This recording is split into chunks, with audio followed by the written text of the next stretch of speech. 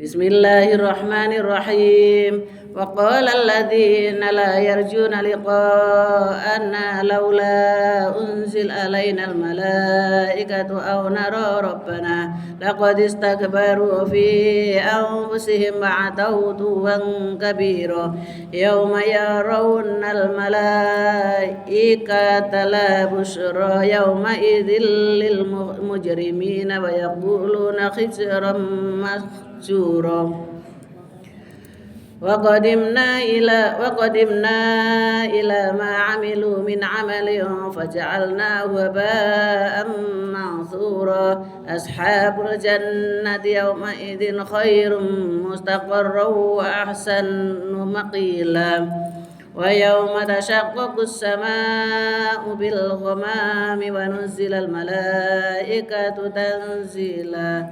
الملك يومئذ الحق للرحمن وكان يوما على الكافرين عسيرا ويوم يعض الظالم على يديه يقول يا ليتني اتخذت مع الرسول سبيلا يا ويلتى ليتني لم أتخذ فلانا خليلا لقد أضلني عن الذكر بعد إذ جاءني وكان الشيطان للإنسان خذولا وقال الرسول يا رب إن قوم اتخذوا هذا القرآن مهجورا وكذلك جعلنا لكل نبي عدو من المجرمين وكفى بربك هاديا ونصيرا وقال الذين كفروا لولا نزل عليه القرآن جملة واحدة كذلك لنثبت به فؤادك ورتلناه ترتيلا ولا يأتونك بمثل إلا جئناك بالحق وأحسن تفسيرا الذين يحشرون على وجوههم إلى جهنم أولئك شر مكانا وأضل سبيلا ولقد آتينا موسى الكتاب وجعلنا معه أخاه هارون وزيرا وقلنا اذهبا إلى القوم الذين كذبوا بآياتنا فدمرناهم تدميرا وقوم نوح لما كذبوا الرسل أغرقناهم وجعلناهم للناس آية وأعددنا للظالمين عذابا أليما وعادا وثمود وأصحاب الرس وقرونا بين ذلك كثيرا وكلا ضربنا له الأمثال وكلا تبرنا تتبيرا ولقد أتوا على القرية التي أمطرت مطر السوء أفلم يكونوا يرونها بل كانوا لا يرجون نشورا وإذا رأوك إن يتخذونك إلا هزوا أهذا الذي بعث الله رسولا إن كان ليضلنا عن آلهتنا لولا صبرنا عليها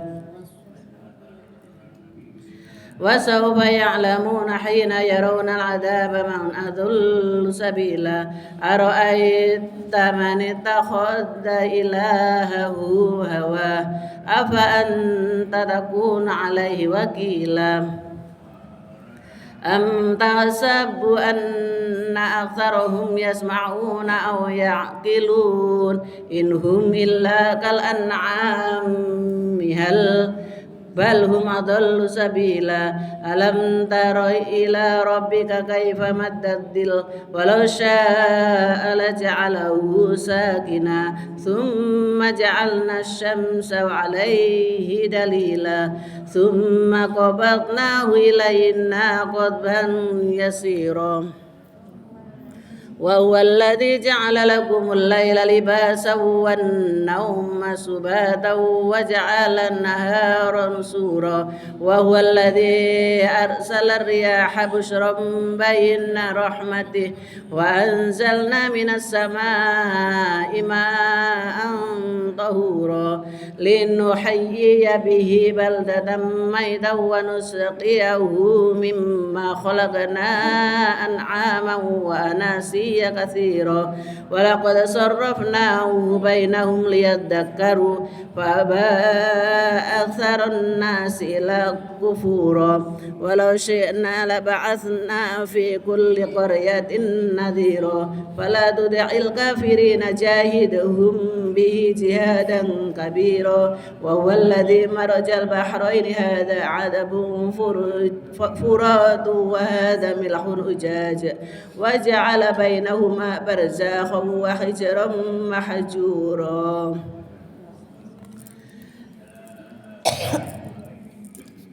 وهو الذي خلق من الماء بشرا فجعله نسبا وسرا وكان ربك قديرا ويعبدون من دون الله ما لا ينفعهم ولا يضرهم وكان الكافر على ربه ظهيرا وما أرسلناك إلا مبشرا ونذيرا قل ما أسألكم عليه من أجر إلا من شاء أن يتخذ إلى ربه سبيلا وتوكل على الحي الذي لا يموت وسبح بحمده وكفى به بذنوب عباده خبيرا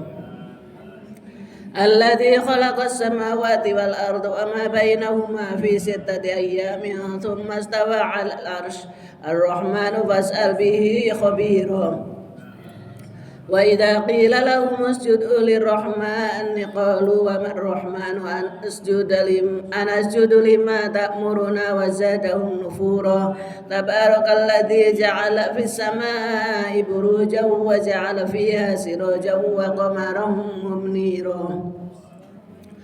وهو الذي جعل الليل والنهار خلفة لمن أراد أن يذكر أو أراد شكورا وعباد الرحمن الذين يمشون على الأرض هونا وإذا خاطبهم الجاهلون قالوا سلاما والذين يبيتون لربهم سجدا وقياما والذين يقولون ربنا اصرف عنا عذاب جهنم إن عذابها كان غراما إنها ساءت مستقرا ومقاما والذين إذا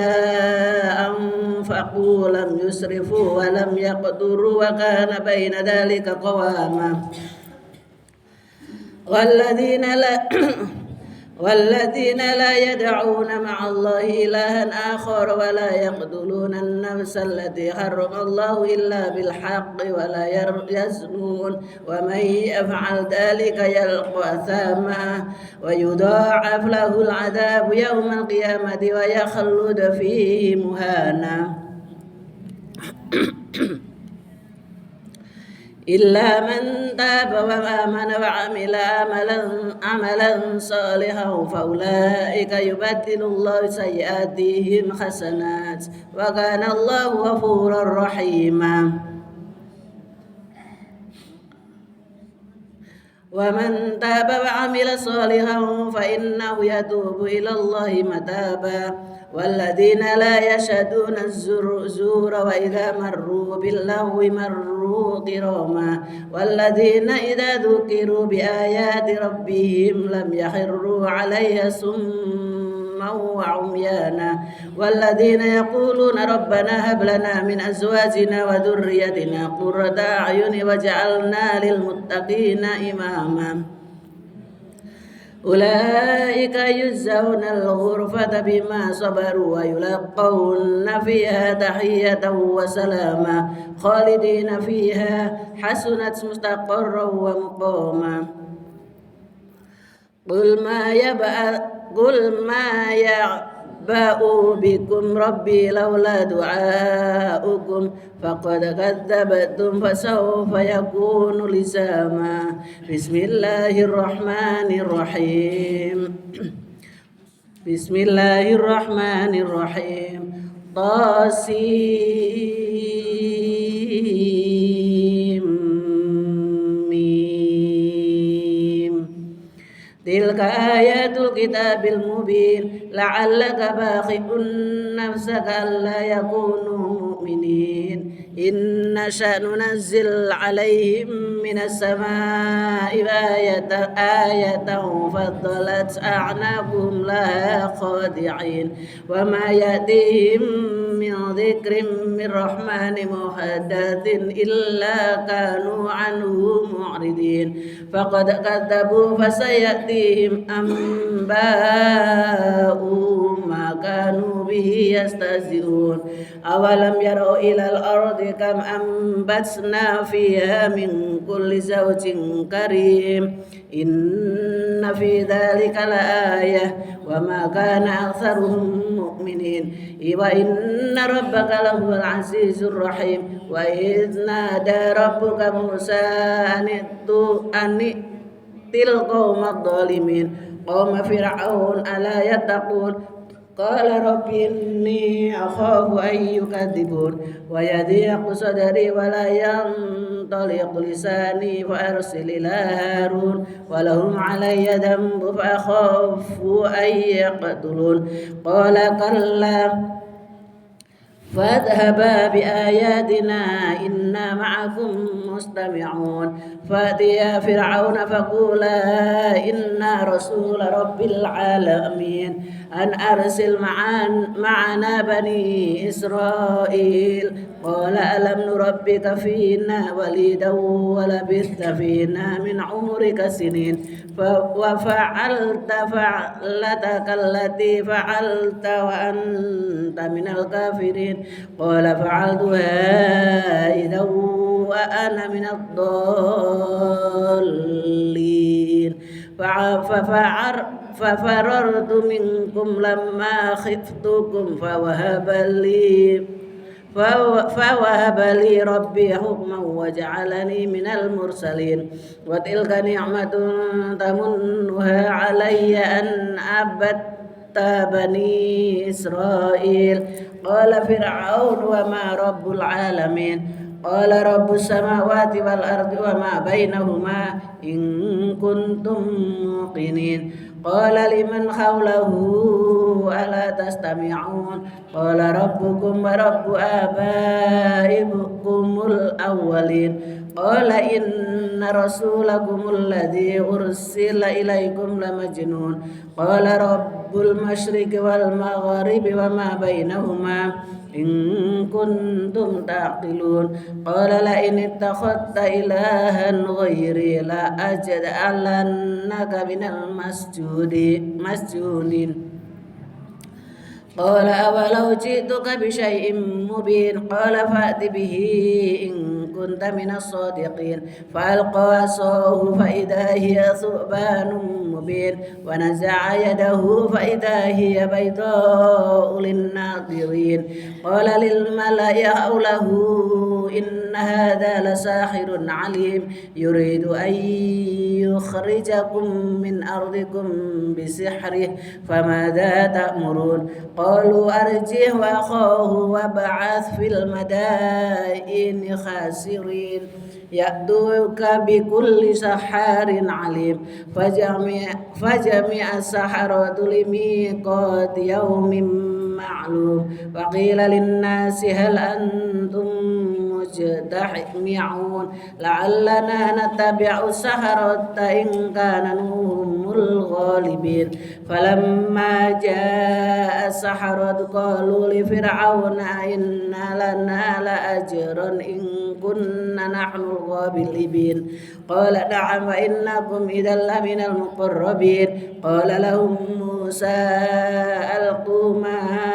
أنتم ملقون ينظرون فألقوا خبالهم وعصيهم وقالوا بعزة فرعون إنا لنحن الغالبون فألقى موسى عصاه فإذا هي تلقف ما يأفكون فألقي السحرة ساجدين قالوا آمنا برب العالمين رب موسى وهارون قال آمنتم له قبل أن آذن لكم إنه لكبيركم الذي علمكم السحر فلسوف تعلمون لأقطعن أيديكم وأرجلكم من خلاف ولأصلبنهم أجمعين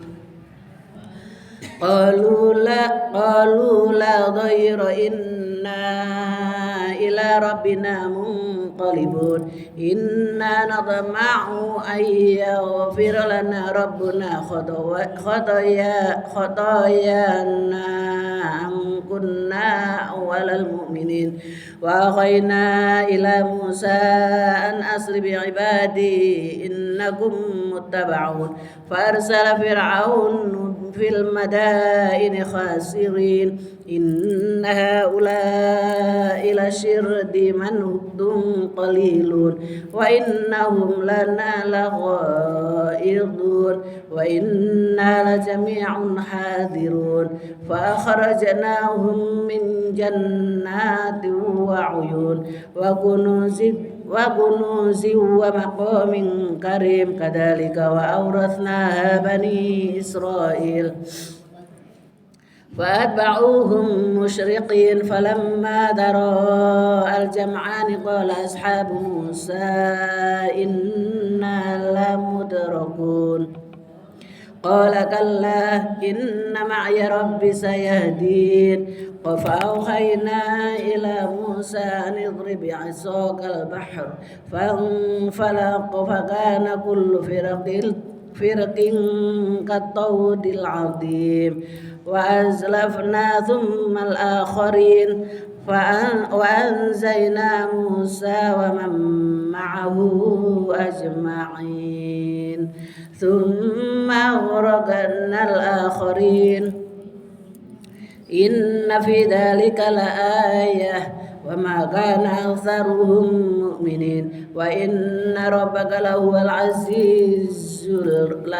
الرحيم واتل عليهم نبأ إبراهيم إذ قال لأبيه وقومه وتعبدون قالوا نعبد أصناما فنظل لها عاكفين قال هل يسمعونكم إن تدعون أو ينفعونكم أو يضرون قالوا بل وجدنا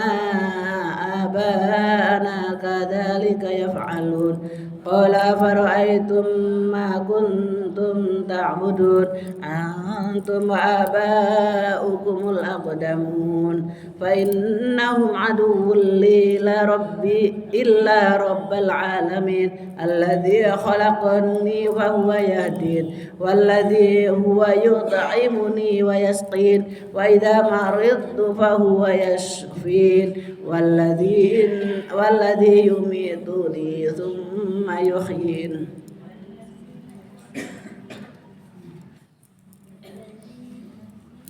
والذين أطمع أن يغفر لي خطيئا يوم الدين رب هب لي حكما وألحقني بالصالحين واجعل لي لسان صدق في الآخرين واجعلني من ورثة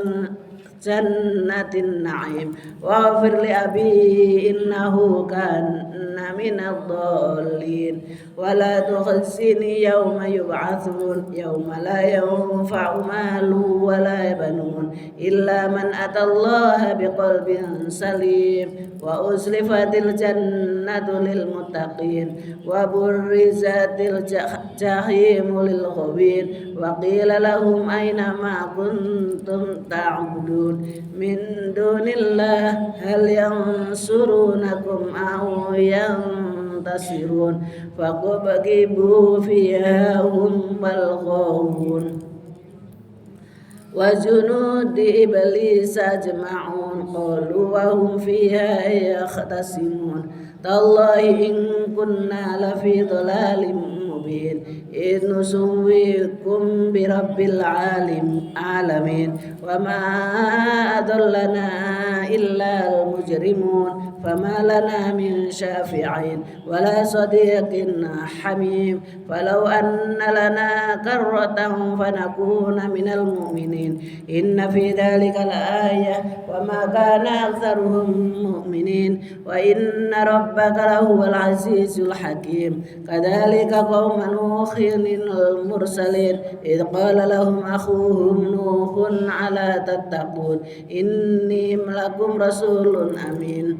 فاتقوا الله وأطيعون وما أسألكم عليه من أجر إن أجري إلا على رب العالمين فاتقوا الله وأطيعون قالوا أنؤمن لك واتبعك الأرذلون قال وما علمي بما كانوا يعملون إن حسابهم إلا على ربي لو تشعرون وما أنا بطارد المؤمنين إن أنا إلا نذير مبين قالوا لئن لم تنته يا نوح لتكونن من المرجومين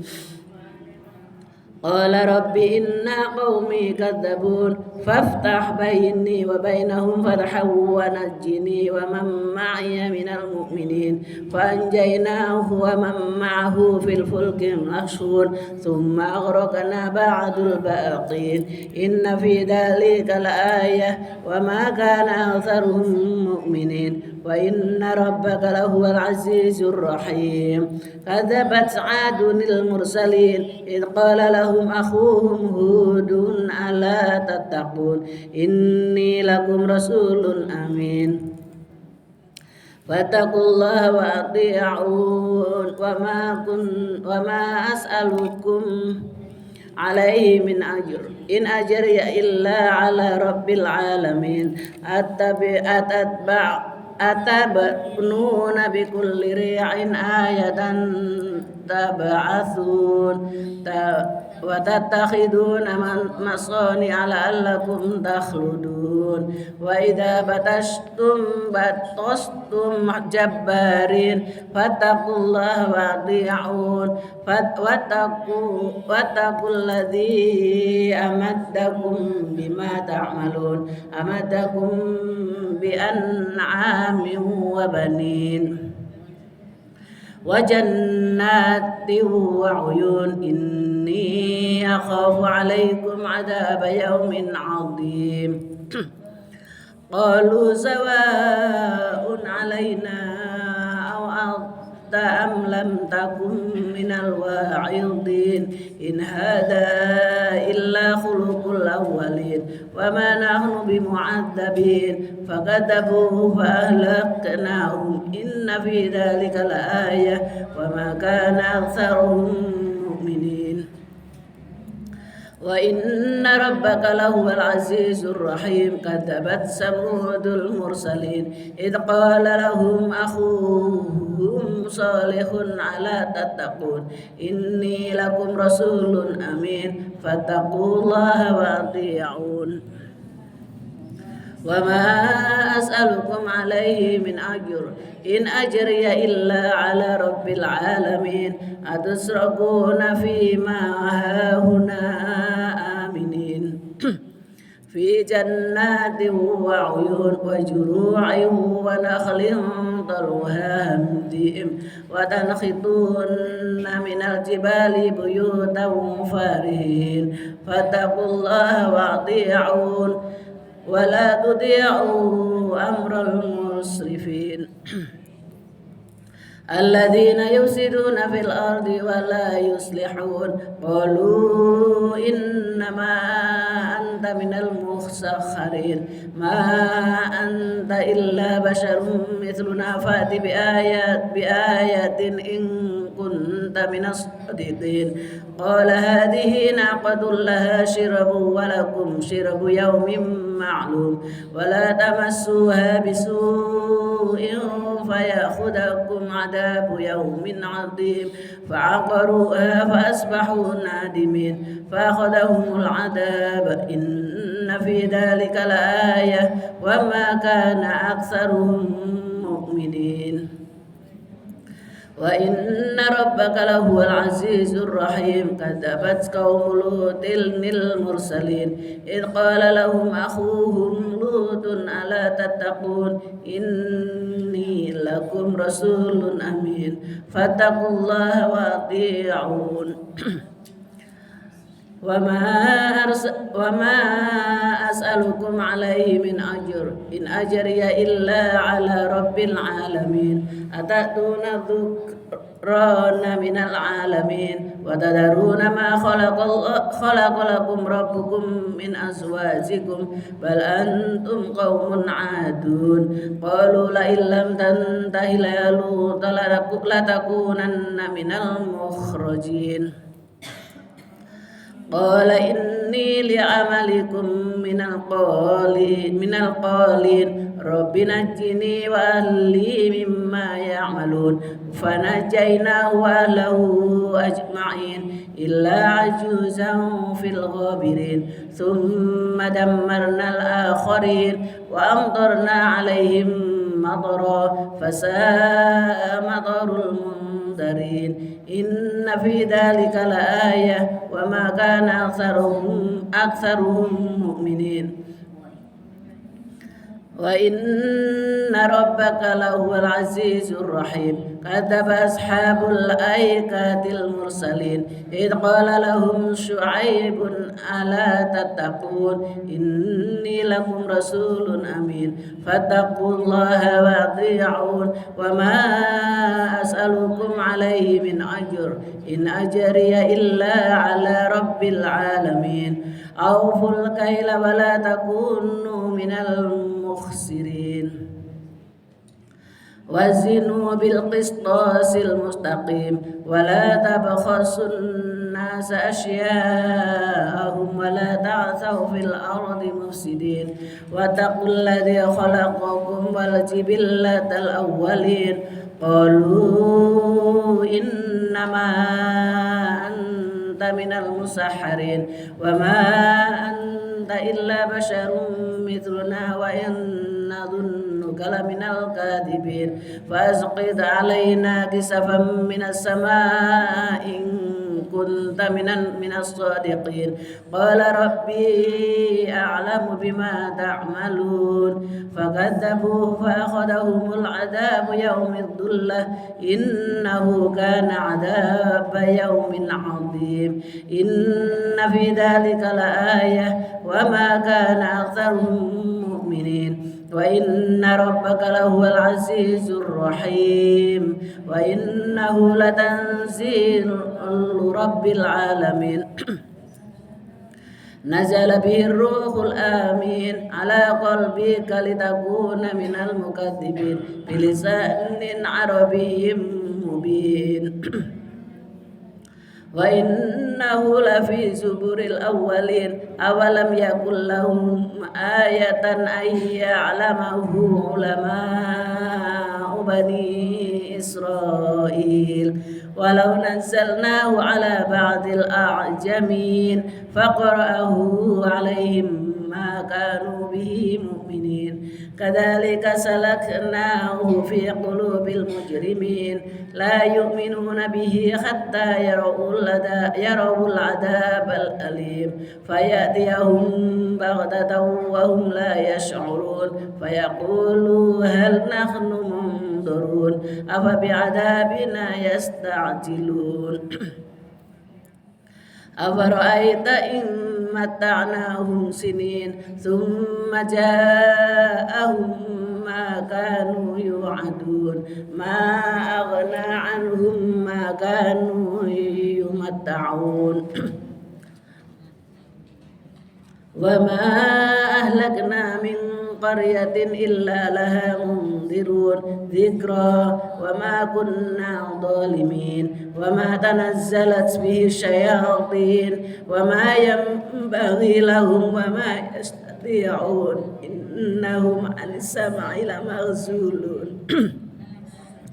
فلا تدع مع الله إلها آخر فتكون من المعذبين وأنذر عشيرتك الأقربين واخفض جناحك لمن اتبعك من المؤمنين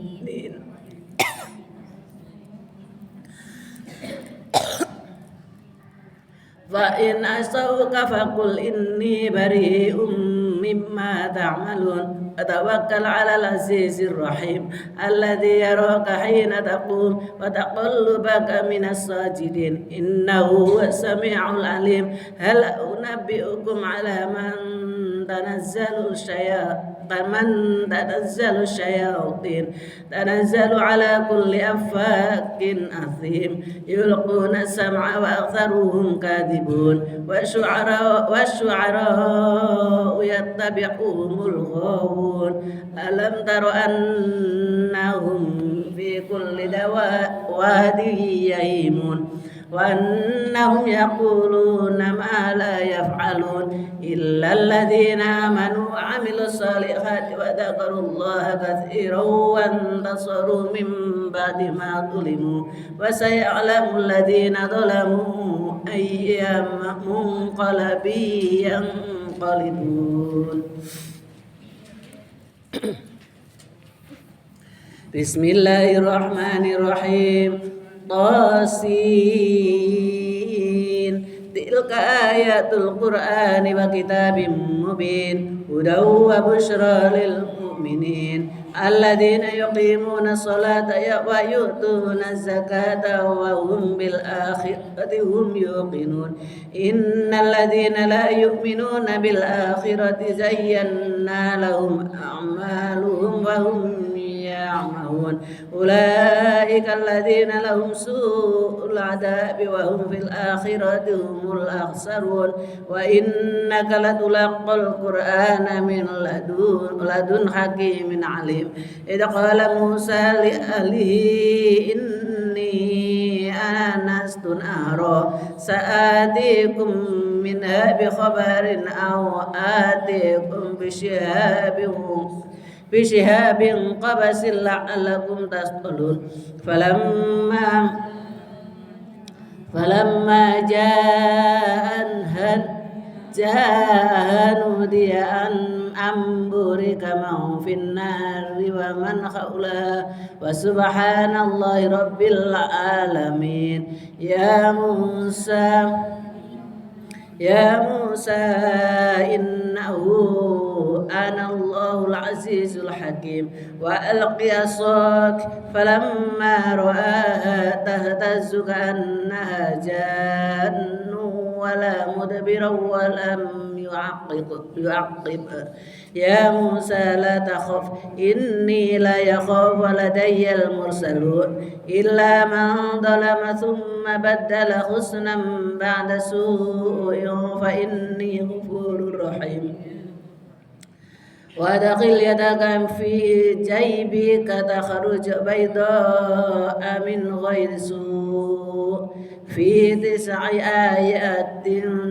إلى فرعون وقومه إنهم كانوا قوما فاسقين فلما جاءتهم آياتنا مبصرة قالوا هذا سحر مبين وجحدوا بها واستيقنتها أنفسهم ظلما وعلوا فانظر كيف كان عاقبة المفسدين ولقد آتينا داود وسليمان علما وقال الحمد لله الذي فضلنا على كثير من عباده المؤمنين وورث سليمان داود وقال يا أيها الناس علمنا منطق الطير وأوتينا من كل شيء إن هذا لهو الفضل المبين وخشر لسليمان وجنوده من الجن والإنس والطير فهم يوزعون حتى إذا أتوا على واد النمل قالت نملة يا أيها النمل ادخلوا مساكنكم لا يخدمنكم سليمان وجنوده وهم لا يشعرون فتبسم ضاحكا من قولها وقال رب أوزعني أن أشكر نعمتك التي أنعمت علي وعلى والدي وأن أعمل صالحا ترضاه وأدخلني برحمتك في عبادك الصالحين وتفقد الطير فقال ما لي لا أرى الهدى أم كان من الغائبين لو عذبنه عذابا شديدا أو لأذبحنه أو ليأتيني بسلطان مبين فمكث غير بعيد فقال أخذت بما لم تخذ به وجئتك من سبأ بنبأ يقين إني وجدت امرأة تملكهم وأوتيت من كل شيء ولها عرش عظيم وجدتها وقومها يسجدون للشمس من دون الله وزين لهم الشيطان أعمالهم وصدهم عن السبيل فهم لا يهتدون ألا يسجدوا لله الذي يخرج الخبأ في السماوات والأرض ويعلم ما تخفون وما تعلنون الله لا إله إلا هو رب العرش العظيم قال سننظر أصدقت أم كنت من الكاذبين اذهب بكتابي هذا فألقه إليهم ثم تول عنهم فانظر ماذا يرجعون قالت يا أيها الملأ إني ألقي إلي كتاب كريم إنه من سليمان وإنه بسم الله الرحمن الرحيم ألا تعلوا علي وأتوني مسلمين قالت يا أيها الملأ أفتوني في أمري وما كنت قاطعة أمرا حتى تشهدون قالوا نحن أولو قوة وأولو بأس شديد والأمر إليك فانظري ماذا تأمرين قالت إن الملوك إذا دخلوا قرية أفسدوها وجعلوا أعزة أهلها أذلة وكذلك يفعلون وإني مرسلة إليهم بهدية فناظرة بما يرجع المرسلون فلما جاء سليمان قال أتمدونني بمال فما آتاني الله خير مما آتاكم بل أنتم بهديتكم تفرحون ارجع إليهم فلنأتينهم بجنود لا قبل لهم بها ولنخرجنهم منها ذلة وهم صاغرون قال يا أيها الملأ أيكم يأتيني بعرشها قبل أن يأتوني مسلمين قال عفريت من الجن أنا آتيك به قبل أن تقوم من مقامك وإني عليه لقوي أمين قال الذين عنده علم من الكتاب أن آتيك به قبل أن يرتد إليك طرفك فلما رآه مستقرا عنده قال هذا من فضل ربي ليبلوني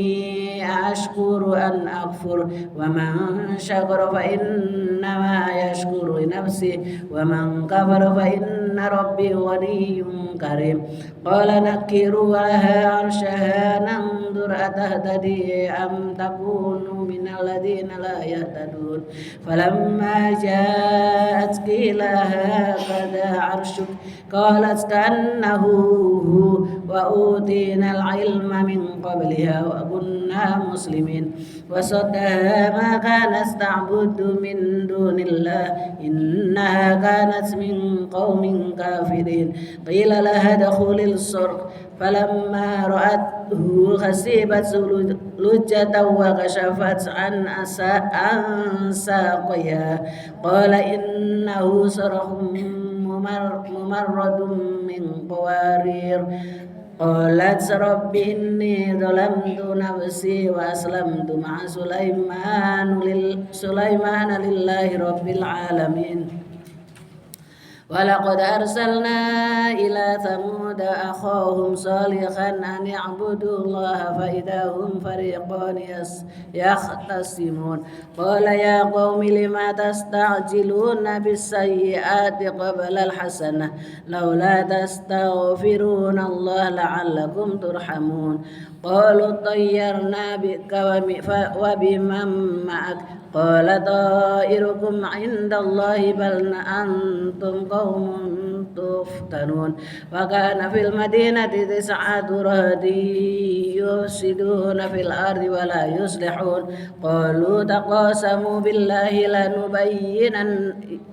لنبيتنه أهله ثم لنقولن لوليه ما شهدنا مهلك أهله وإنا لصادقون ومكروا مكرا ومكرنا مكرا وهم لا يشعرون فانظر كيف كان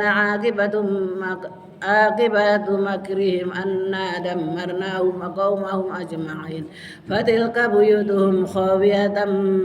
بما ظلموا إن في ذلك لآية لقوم يعلمون وأنجينا الذين آمنوا وكانوا يتقون ولوطا إذ قال لقومه أتأتون الفاحشة وأنتم تبصرون أئنكم لتأتون الرجال شهوة من دون النساء بل أنتم قوم تجهلون فما كان جواب قومه إلا أن قالوا أخرجوا آل لوط من قريتكم إنهم أناس يتطهرون فأنجيناه وأهله إلا امرأته قدرناها من الغابرين وأمطرنا عليهم مطرا فساء مطر المنذرين قل الحمد لله وسلام على عباده الذين اصطفى الله خير أما يشركون صدق الله العظيم.